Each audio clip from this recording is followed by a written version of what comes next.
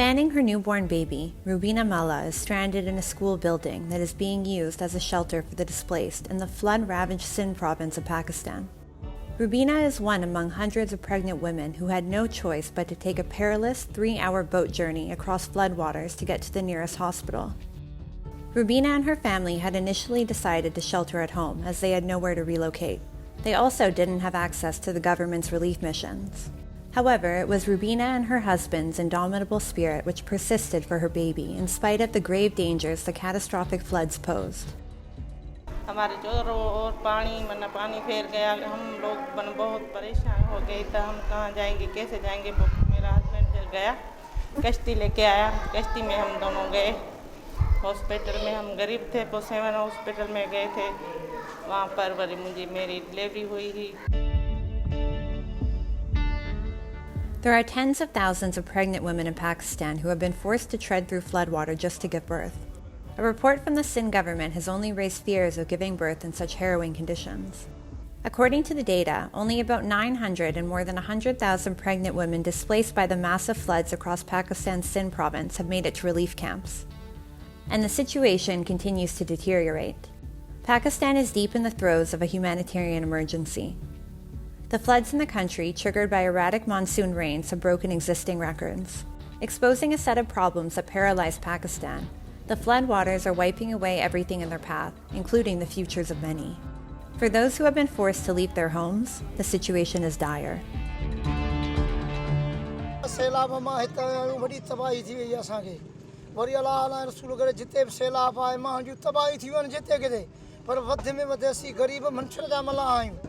असां खुदा जो कसम तो खाइण लाइ का शइ कोन हूंदी आहे एॾो असां बर्बाद थी आया आहियूं हाणे अलाह करे त ख़तमु थी वञे रब रसूल करे त सभु को पंहिंजे वतन ते वापसि वञे. The floods have also caused a multitude of other crises throughout Pakistan. As Pakistan continues to grapple with debilitating floods, people living in several relief camps are contracting waterborne diseases. Hospitals are overwhelmed with patients. The already fragile health system of the country is becoming increasingly strained. According to staff at the Civil Hospital of Dadu City, they have received over 72,000 patients in recent days, mostly suffering from diarrhea and gastric illnesses. There has also been an uptick in malaria cases. हालिया बारिशों की वजह से हमारे यहाँ दादू district में gastro में diarrhoea में और मलेरिया में काफ़ी केसेस ज़्यादा हुए हैं. तकरीबन 150 से ज़्यादा डायरिया के केसेस डेली हम इधर एडमिट करते हैं और तकरीबन 5 से 10 ये मलेरिया के केसेस भी हम रोज़ाना दाखिल करते हैं. जो ये पानी जमा होने की वजह से मलेरिया हुआ है और पानी जमा होने की वजह से ये सफाई ना हुई उसमें डायरिया में काफ़ी हद तक इजाफा हुआ है.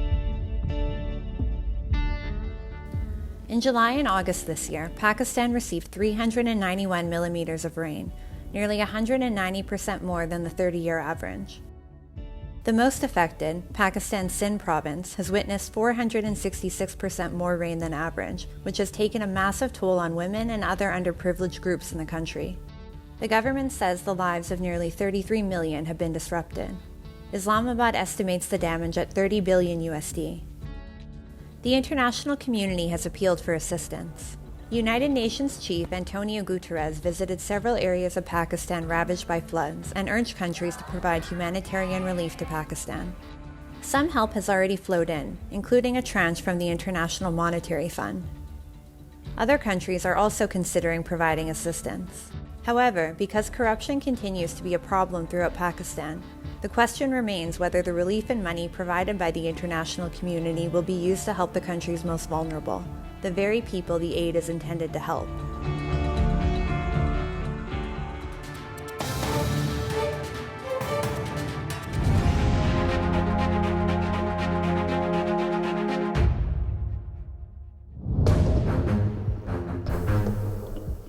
People world over commemorated the 21st anniversary of the 9/11 attacks that shocked the United States and killed nearly 3,000 people. In 2001, the hijackers, members of the Afghanistan-based terrorist group Al-Qaeda, took control of commercial planes and used them as missiles, crashing into New York's World Trade Center, the Pentagon, and a Pennsylvania field. The incident changed the world thereafter, becoming a turning point in the global political discourse. gain the light by reaching out to one another and finding something all too rare, a true sense of national unity. To me, that's the greatest lesson of September 11. The U.S. administration, headed by the then U.S. President George W. Bush, launched a war against terror and sent American troops to Afghanistan, where the Taliban were ruling. Osama bin Laden, the head of al-Qaeda, was the prime target. There were two declared objectives of the U.S.-led NATO military operation.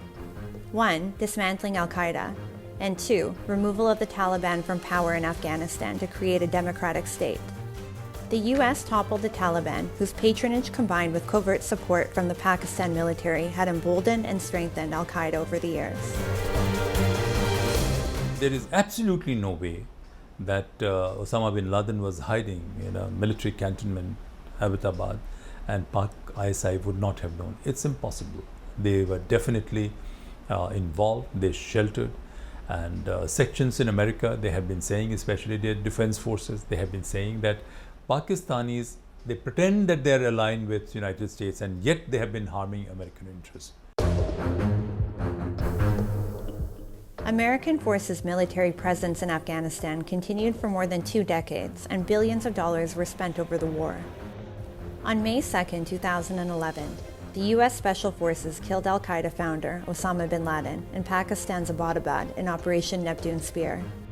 The fact that bin Laden was hiding in Pakistan exposed Islamabad's failure to track down, or failure to reveal the hideout of America's most wanted terrorist. The U.S.-led NATO forces left Kabul in 2021, but the war against terror continues in Afghanistan and neighboring Pakistan. Despite the Taliban takeover, the U.S. located the second general emir of al-Qaeda, Ayman al-Zawahiri, and killed him in a drone strike in August this year. Al-Zawahiri and Osama bin Laden plotted the 9/11 attacks together, and he was also one of America's most wanted terrorists. The killings of both Osama bin Laden and al-Zawahiri, however, pose serious questions before Pakistan and the Afghan government as to how two of the world's most wanted fugitives were able to hide right in their backyard.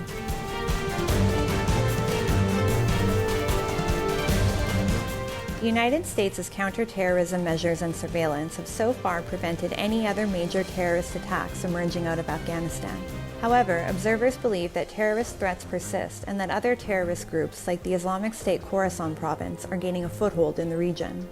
With improved intelligence and law enforcement at the domestic level, Washington has developed a network of allies who are capable of preventing an incident similar to what it tragically suffered 21 years ago. However, the U.S. cannot afford to ignore the possibility of a terrorism resurgence and a threat of future terror attacks. People in Washington are also aware that the Taliban never completely severed its alliance with al-Qaeda. The neighboring Pakistan-based Haqqani network is also involved in the equation, which only amplifies the threat. While U.S. withdrawal from Afghanistan may have been hailed as respecting the sovereignty of the country, the fact remains that the ground reality in Afghanistan remains the same. And the United States and others around the world need to keep a continued vigilant eye on day-to-day happenings in Afghanistan.